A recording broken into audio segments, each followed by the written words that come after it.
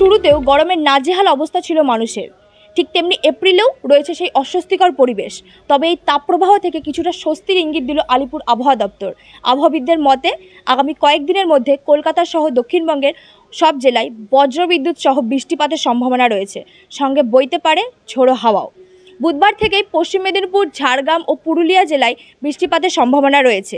এছাড়া শুক্রবার থেকে কলকাতা সহ দক্ষিণবঙ্গের সব জেলাগুলিতে 30 থেকে 40 কিলোমিটার গতিবেগে ঝড় বিদ্যুৎ সহ বৃষ্টিপাতের সম্ভাবনা রয়েছে, সঙ্গে আশঙ্কা রয়েছে বজ্রপাতেও।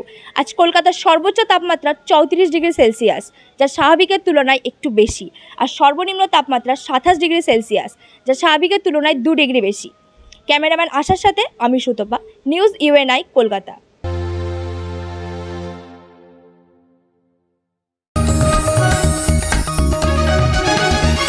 आप देख रहे हैं न्यूज UNI।